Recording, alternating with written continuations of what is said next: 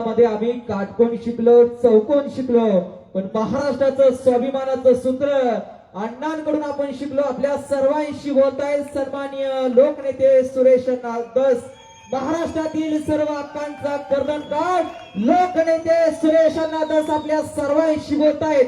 वडापुरीकर दोन्ही हात वरती, जोरदार टाळी अण्णांसाठी. कुस्तीच्या ह्याच्यात असतात.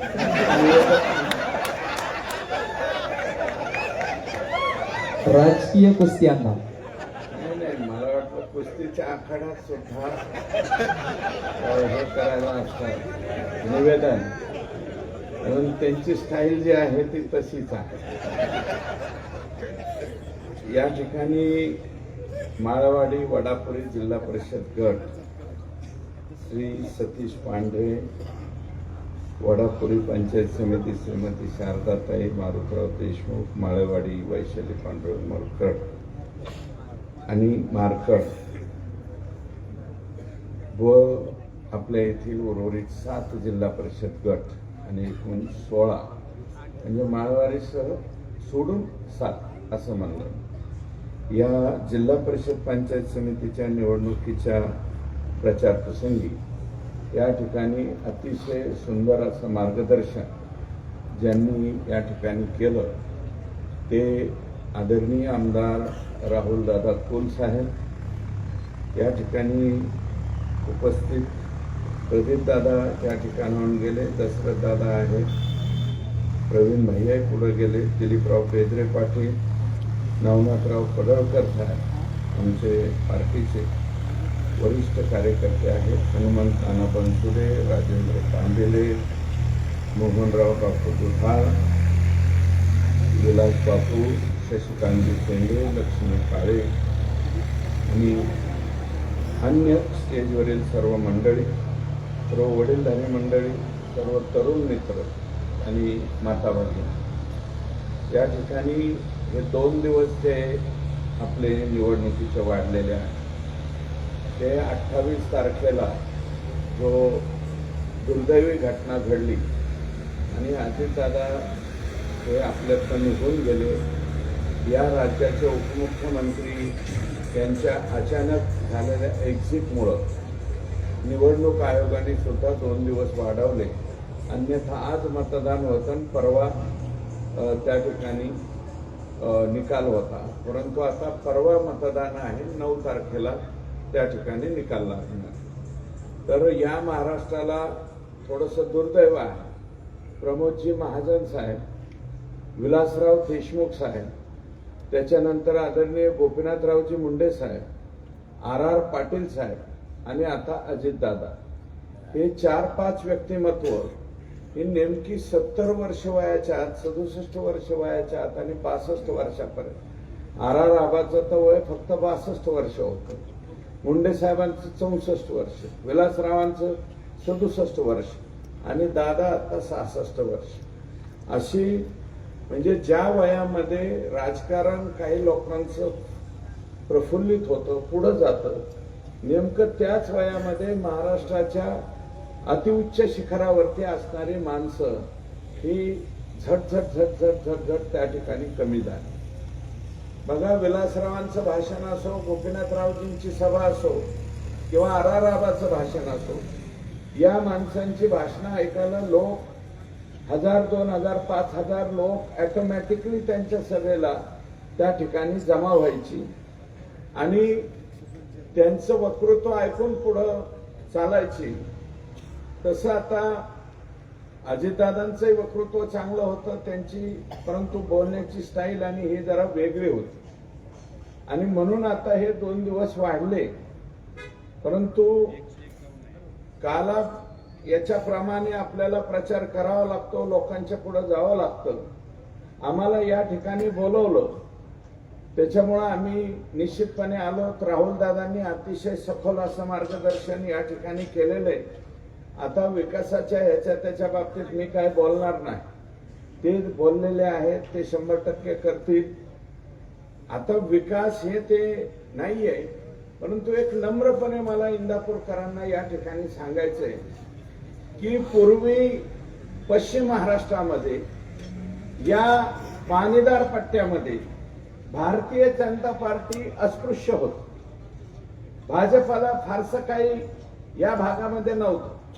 परंतु कालच्या झालेल्या महापालिकेचा रिझल्ट जर पाहिला तर मी तुम्हाला या ठिकाणी नम्रपणे सांगतो, पिंपरी चिंचवड भाजपा, पुणे महानगरपालिका भाजपा, सोलापूर महानगरपालिका भाजपा, त्याच्यानंतर इचलकरंजी भाजपा, सांगली भाजपा, कोल्हापूर भाजपा, म्हणजे 6 महानगरपालिकेच्या मला वाटतं निवडणुका होत्या.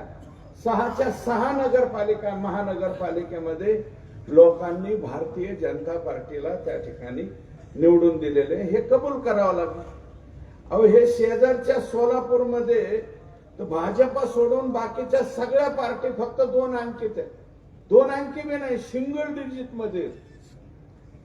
हे दुर्री, हे सोलापूरमध्ये दुर्री, आणि त्या जिल्ह्याच्या खासदार आहेत शिंदे साहेबांच्या कन्या. तिथं पंजा किती,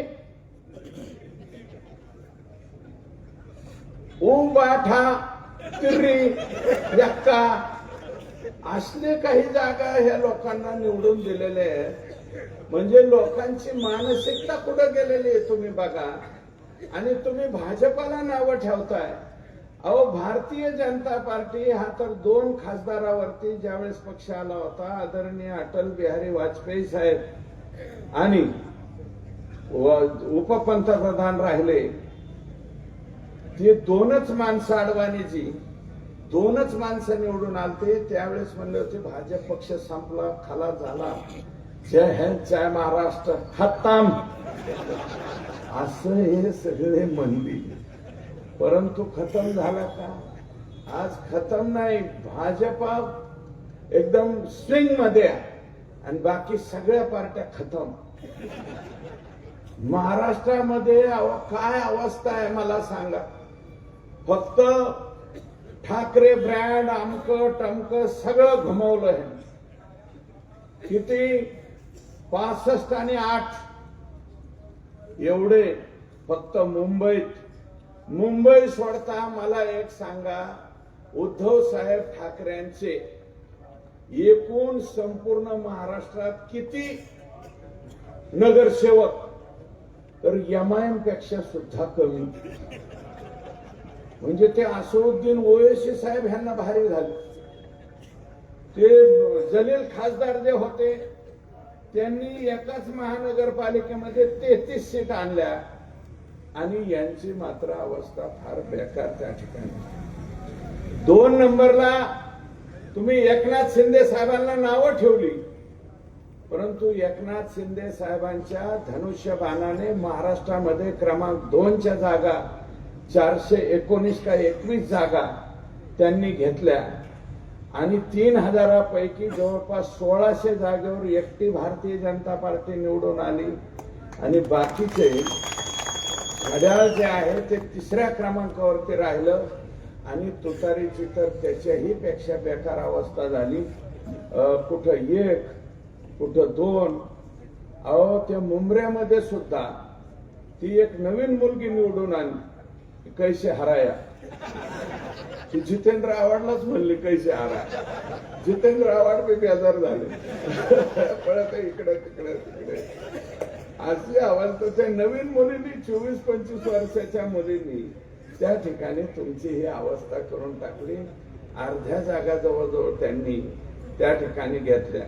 आणि काँग्रेस पक्ष सुद्धा जिथं जिथं निवडून आला, फक्त मुस्लिमांचं मतदान जिथं तिथंच अर्ध्यापेक्षा. मुंबईत 22 खासदार आले, त्यातले 14 का 16 फक्त मुस्लिम समाजाचे, पंजाचे. म्हणजे पंजा ते रेवंत रेड्डी म्हणले ना, तशा प्रकारची पंजाची अवस्था त्या ठिकाणी झालेली. रेवंत रेड्डी म्हणले काँग्रेस म्हणजे मुस्लिम आणि मुस्लिम म्हणजे काँग्रेस, हे आम्ही नाही म्हणलं. रेवंत रेड्डी तेलंगणाचे मुख्यमंत्री झाले केसीआर साहेबांना पाडून. त्याच्यामुळं माझं मत आहे की भाजपाला 2 खासदारापासून सुरुवात करण्याची सवय. अहो, मी कमाल मानतो तुमची इथली. हे समजा प्रवीणही नवीन आहे, गारटकर साहेब आता आले.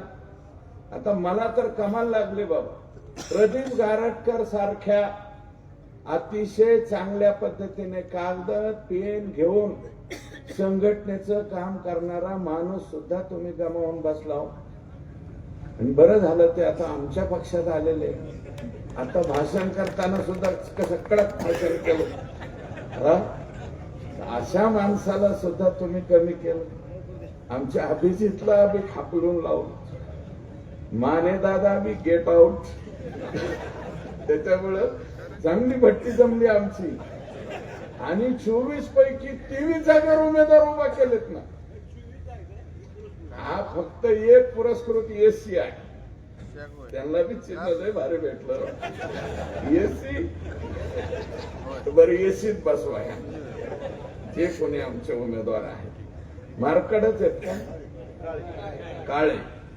तर असो, 23 ठिकाणी भारतीय जनता पार्टीच्या कमळ चिन्हाचे उमेदवार तुम्ही दिले, त्याच्याबद्दल तुमचं अभिनंदन. 23च्या 23 जागा. आणि याच्यामध्ये अनुभवी माणसं आहेत. प्रवीण मागे जिल्हा परिषद सदस्य राहिलेला आहे, बांधकाम समितीचा सभापती राहिलेला आहे, अभिजित जिल्हा परिषदेमध्ये काम केलेलं आहे. परंतु मोकळ्या मनाने आणखी सुद्धा हे पांढरे जे आता उभा आहेत हे पहिले पंचायत समितीमध्ये होते, दुधाळ आहेत. अण्णा माजी जिल्हा परिषद सदस्य आहे बनसोडेजी. म्हणजे आणि 78 वर्ष वयाचे माणूस असून सुद्धा तुम्हाला या ठिकाणी आशीर्वाद द्यायला, साथ द्यायला, सहकार्य करायला या ठिकाणी आले. आणि विलास बापूंनी तर आता मी ऐकलं त्यांचं, विलास बापू अगोदर होतेच ना. म्हणजे काय आता त्यांनी काय म्हणलं की भाजपाला कोण म्हणजे आम्ही दोघं एकत्र झालो, आता सगळे आमचंच होणार, ऐसा होंगा तैसा होंगा ऐसा, असं ते म्हणा. हो बाबा, पण ऐसा होंगा तैसा होंगा 24च्या 24 सीट तुमच्या विरोधात लढायला माणसं तयार झाली, याच्यापेक्षा आणखी काय व्हायचं मला सांगा ना. 24 माणसं तयार झाली, कमळं घेतली, गळ्यात पंच आहे, टाकाटाक हिंडत आहे. अरे काय राहिले तुमचं? आता काय की ते दोघ जण काय म्हणले, आपण दोघं एकत्र झालो, भाऊ आणि मामा एक हो गए, असं नाही होत. असं होत नाही. राजकारणामध्ये दोन पार्ट्या सारख्या एकमेकाच्या विरोधात उभा राहिल्या, ते दोघ जरी एकत्र झाले तरी लोक म्हणते आला ह्यांच्यामुळे आम्ही लाठ्याकाठ्या खेळलो, यांच्यामुळे दगड हाणली, यांच्यामुळे सोसायट्यामध्ये पॅनल केले, यांच्यामुळे ग्रामपंचायतीत पॅनल केले, पंचायत समितीला एकमेकाच्या ओढाला डोकी फोडून घेतली, कोर्टात केसेस केल्या. मग तुम्ही दोघं एकत्र झाले, तुम्ही दोघंच एकत्र व्हा, आम्ही चाललो आता तिसऱ्या. आई शपथ असंच होणार आहे. परवा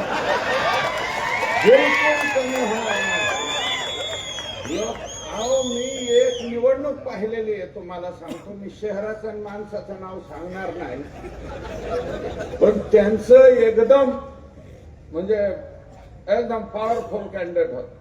दादागिरी आहे ते दहशत कोणी सुद्धा नाही. आणि ते उभा राहिले बाबा तिथं. आणि त्यांच्या समोर एक सामान्य पोरगा उभा राहिला नगरसेवक पदाला.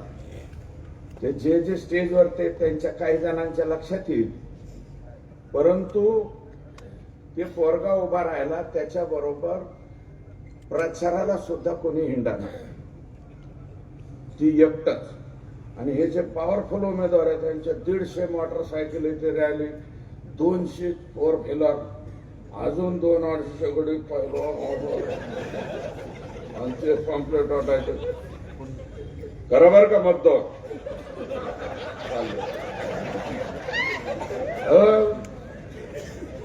कोणी काय मग लोक आले, लोक लय भारी असते, वाकून झुकून नीट करते. लोक म्हणली आणि झालं बाबा, मतदान झालं. ते पोरगा एकटाच पॉम्पलेट घेऊन जायचा, प्रत्येक दारात जायचा. मी या निवडणुकीला उभा आहे, मी तुमच्या पाया पडतो आणि मला मतदान. काहीतरी त्या वार्डामध्ये त्यावेळेस मला वाटतं 9,000 काहीतरी मतदान झालं. 9,000. त्या 9,000पैकी जे 250 गाड्यावाले, रॅलीवाले, ह्या सगळ्यांना तुम्हाला सांगतो 2 का काय हजार मतदान पडलं. आणि ती एकटं पोरग जे हिंडत होता ना, त्याला 7,000 मतदान झालं. मतदान 7,000. तसं प्रत्येक निवडणूक ही वेगळ्या क्रायटेरिया लावते. मतदार राजा फार हुशार आहे. ग्रामपंचायतीला कोणाला मतदान द्यायचं, पंचायत समितीला कोणाला द्यायचं, जिल्हा परिषदला कोणाला द्यायचं, आमदारकीला कोणाला द्यायचं, खासदारकीला कोणाला द्यायचं, सगळं लोकांना कळतं. आपण गिन्यान शिकवायची अजिबात आवश्यकता नाही. लोक बरोबर काम दाखवत. म्हणजे लोकांना आता मला सांगा, प्रत्येक निवडणुकीला वेगळा क्रायटेरिया हा मी म्हणलं ना, मतदार राजा प्रत्येक निवडणुकीला क्रायटेरिया. आता जरी मामा आणि ते म्हणत असतील की आम्ही दोघे एकत्र झालो, त्यांचे खालचे कार्यकर्ते अजिबात एकत्र होणार नाही, मतदार सुद्धा एकत्र होणार नाही. आणि जे अशा म्हणतात ऐश लोक म्हणतात हो आम्हाला मते द्या, जे मला जे पुट्ट्याच्या आड गेल्यावर जे मनात येतं तेच करतात. आणि बाहेर आल्यावर तुम्हाला सांगतो, जे गरीब माणूस असन, ज्याला मतदान केलं असन, त्याच्या पेंडॉल मध्ये ती मतदार जात नाही. किंवा ज्याला मतदान नाही केलं त्याच्या पेंडॉल मध्ये जातो. त्याला म्हणतो आले का, आलो, आलोय, केलं का, केलं. मनात ते मनात म्हणतो तुझं नीटच करू नये, नीट पुढे निघून. याला लोकशाही म्हणते, याला लोकशाही म्हणते. लोकशाही फार खतरनाक आहे. ग्रामपंचायतीच्या एका वार्डातल्या 3 मेंबरला कवाच एकसारखं मतदान पडत नाही. सेवा सोसायटीच्या 13 सीटापैकी जे चांगलं असतंय त्याला जास्त मतं देते, पण जे वंगाळ असते त्याला सगळ्यात कमी मतं देते लोक. आणि एका पार्टीचा सेवा सोसायटीला पॅनल निवडून येत नाहीत. लोक असं मतदान करतात, येंडू गोंडू वाकडं तिकडं सापासारखं मतदान करतात. सरळ मतदान नाहीत करीत. त्याच्यामुळं मतदारांना ग्राह्य धरणं हे आता ह्या लोकशाहीच्या या कालावधीत शक्य राहिलेलं नाही. पूर्वीचा काळ वेगळा होता. समजा ते पूर्वीचे पाटील आमदार होते ना, एक समजा आम्ही त्यांचं पोस्टर बघायचो बघ, इथले गणपतराव पाटील, त्यांचं एकट्यांचं पोस्टर वगैरे असत. त्या कालावधीत समजा गणपतराव पाटील साहेब त्या कोपऱ्यामध्ये काही बोलले तर ते ह्या कोपऱ्यापर्यंत येऊस्तोवर लोकांना कळूस्तोवर निवडणूक संपून जायची. आता परिस्थिती अशी, आता मी स्टेजवर काय बोलतोय, माझ्या समोर किती गडी आहेत काय आहेत ह्याला महत्व नाहीये. हे जे चालू गडी आहेत याच्यावर 2, 4, 3, 3.5 लाख गडी बसलेले असते. राहुल दादा क्या बोल रहा है, सुरेश क्या बत रहा है, असे बघायला ऑनलाईन गडी असते. मला वाटतं आता हे 1-2 वर्ष शेवटची निवडणूक आहे. तुम्हाला सांगतो, जनरल लोक बोलवा, भाषणाला बोलवा. पूर्वीच्या काळात ते रजिया सुलतान का काय नावाचा पिक्चर होता, 4 तासाचा होता. शोले 3.5 तासाचा होता. ते जुने पिक्चर बघायचे लोक. आता लोकांना 1.25 तासाच्या वरचा पिक्चर बघायची सवय राहिलेली नाही. लोक आता तुम्हाला सांगतो, ह्यांनी 7, 7:15 चालू केले, 9:15 वाजले. 2 तास लोकांना बसून ठेवलं. आपण बसले ती तरी मेहरबानी नाही तर म्हणजे असे. आता पूर्वीसारखं मांडी घालून बसायचं नाही, त्याच्यामुळे ह्याची काही गरज नाही. ऐकतीच खुर्चीवर बसलेले उठले की नमस्ते लंडन. 2029 ला शपथ लोक म्हणणार आहे तुझं काय ते भाषण पुकार फेसबुक व्हॉट्सअपवर टाक.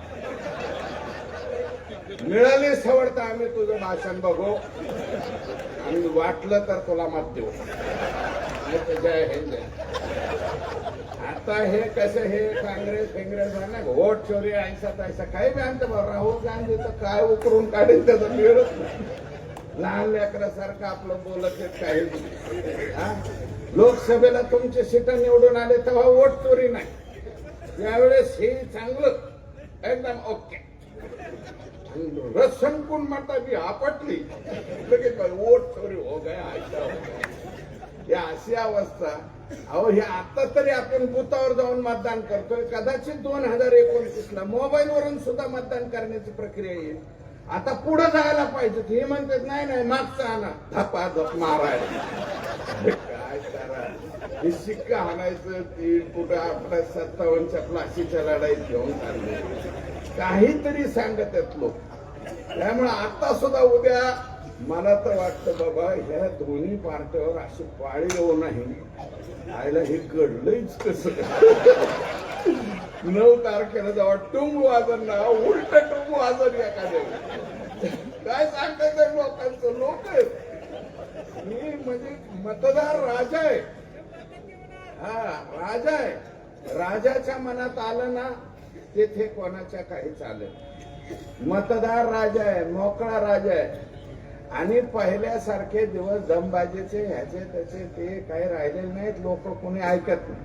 समोरासमोर हा म्हणते पण नंतर मात्र जे करायचं तेच. त्याच्यामुळं उमेदवारावर तुम्ही बिलकुल काही घाबरू नका. तुम्ही जेवढा प्रचार करायचा तेवढा केलाय. बाबासाहेबांनी आपल्याला सांगितलंय पदर पसरा, पाया पडा, वाका आणि विनंती करा, हात जोडा. ज्याला वागता येत नाही विलास बापू त्याने उमेदवारच व्हायचं नाही. आई शपथ सांगतो. जेवढं जास्तीत जास्त वागता तेवढा फायदा. जिसको नहीं वाकने का उसने कडाच नाही राहिले. बिलकुल उभं राहायचं नाही. एकदम फर्स्ट क्लास असं तसं काम करा. तेव्हा असो हे जिल्हा परिषद पंचायत समिती म्हणजे हे शिलाई मशीन, कुट्टी यंत्र, त्याच्यानंतर प्रधानमंत्री आवासाचं घरकुल. अरे पहिले 10 घरे एका गावात येत नव्हती. मोदी साहेबांमुळे 150-150 पावणे 200 350 घरकुल यायला लागले.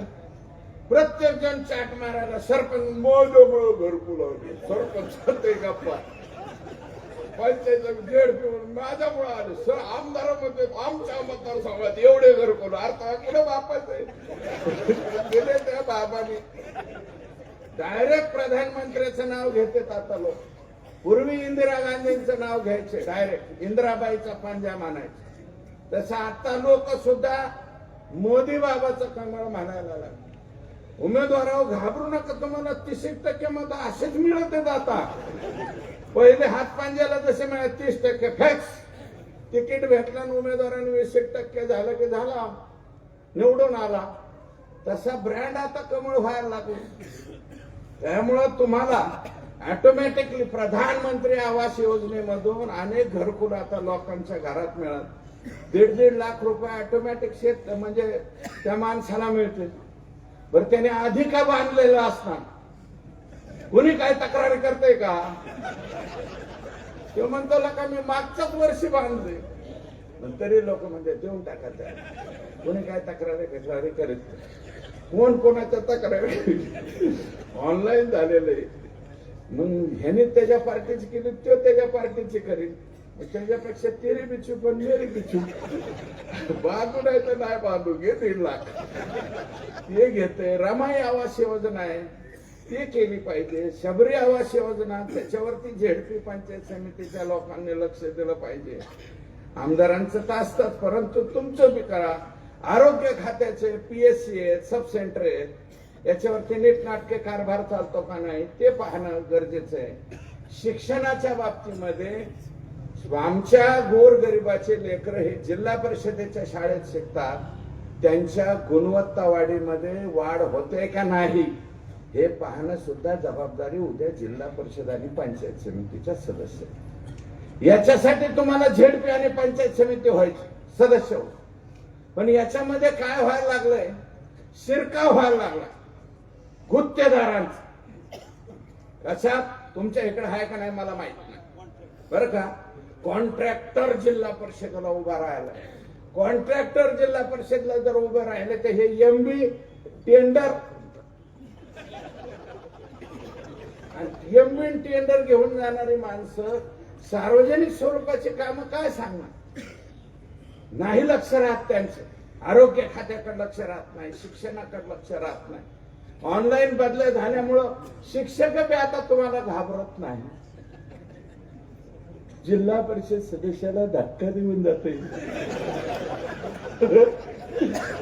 तेरे हात में मेरा कुछ भी नहीं रहा.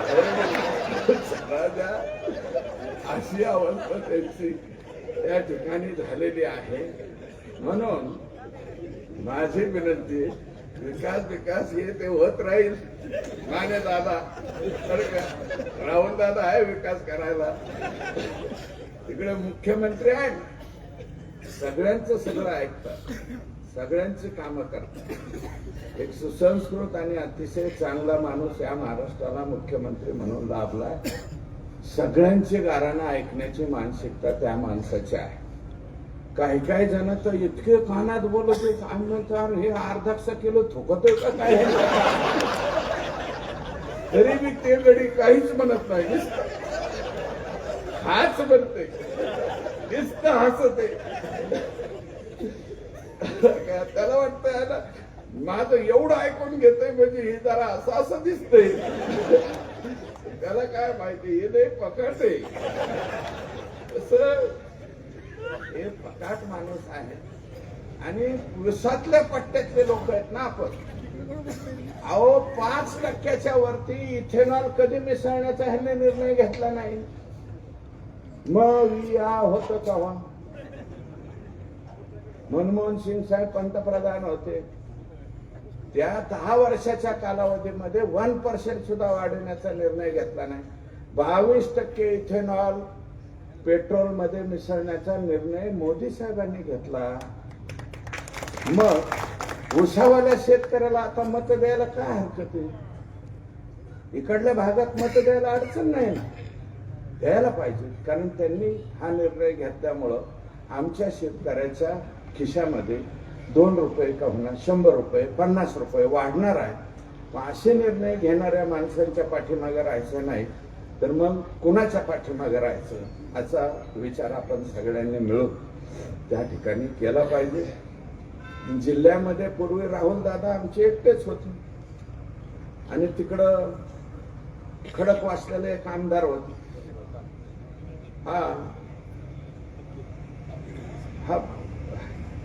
आणि आता बघा थोपटे साहेब तुमच्या पक्षामध्ये आले, आदरणीय संजय जगताप साहेब तुमच्या पक्षामध्ये आले, पाचुलकर आले, पोपटराव गावडे साहेब माजी आमदार. एवढ्या वर्ष त्यांनी अतिशय इमानदारीद्वारे सेवा केली. त्यांच्या पोराला सुद्धा म्हणले तुला बी तिकीट नाही, ते बी रागावले, ते बी आमच्याकडे आले. मग आता एंटायर असा जर सगळीकडे विचार केला तर एकंदरीत भाजपाची शक्ती वाढलेली आहे, कमी नाही झालेली, शक्ती वाढलेली आहे. त्याच्यामुळं 100% जिल्हा परिषद सुद्धा या जिल्ह्याची भारतीय जनता पार्टीच्या ताब्यामध्ये येण्याची शक्यता आहे.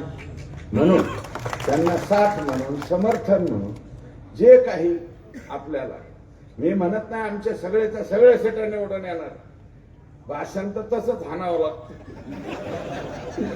ठणकून हाणावं लागतं बरं का. काही उमेदवार असतात त्या गावात फुली पडत नाही त्या, तरी मी गप्पा लय जोरात हाणतो. तसं राजकारणामध्ये म्हणावं लागतं आमचे सर्व सीट निवडून येणार. मला माहिती सगळे नाही यायचे पण अर्धे का व्हायना येते, काही का व्हायना येणार. तुम्ही भाजपला 5,000ची भाजप समजायचे, तसे नाही. यावेळेस बघा मत किती वाढते, मतही वाढते ना काही निवडून बी येते बरं का. त्याच्यामुळे चिंता करण्याचं कारण नाही. त्यामुळं आता हे प्रचार संपतोय आपला. उद्याचा दिवस आहे, आणखी एक दिवस लोकांना विनंती करायची, पाया पडायचं, जेवढं काही करता येईल. विलास बापू म्हणले ना मला आणखी जायचं एखादी कॉर्नर बैठका वगैरे असतील त्यांच्या, ते जातील. जा, लोकांना विनंती करा आणि आम्हाला मते द्या म्हणून बाबासाहेबांनी दिलेलं हे अस्त्र तुम्ही अत्यंत चांगलं वापरा, एवढीच विनम्र विनंती करतो. आणि आपल्या सर्वांच्या समोर मी आलोय, आपल्याला विनम्र विनंती करतो की आमचे इंदापूरमध्ये हे माळापुरीचे, माळवाडी, वडापुरी सह सर्व जिल्हा परिषद गट, पंचायत समिती गणात सर्व उमेदवारांनी आपलं बहुमोल असं, अनमोल असं मत देऊन त्यांना पुढची 5 वर्ष जिल्हा परिषद सदस्य, जिल्हा परिषद सदस्य, पंचायत समिती सदस्य, पंचायत समिती सदस्य म्हणून काम करण्याची संधी तुम्ही द्या. मी उमेदवारांना एकच विनंती करतो की मायबाप मतदार राजा, तुम्हाला मत देतो म्हणजे मन देतो, मन स्वतःचं मन दिलेलं असतं. ते जे मन तो मायबाप मतदार राजा आपल्याला देतो ना, त्याचं मन पुढची 5 वर्ष सांभाळण्याचं काम तुम्हाला करायचं. त्याच्या मनाला कुठेही धक्का लागला नाही पाहिजे याची प्रामाणिक काळजी घ्या. आणि या सर्व उमेदवारांना, 23 उमेदवारांना कमळ चिन्हावर आणि 1 उमेदवाराला एसीवर आपलं बहुमोल असं, अनमोल असं मत द्या अशी विनंती करतो. हात जोडून पाया पडून आपल्याला विनंती करतो, आपण सर्वजण माझ्या विनंतीचा मान राखाल अशी अपेक्षा ठेवतो.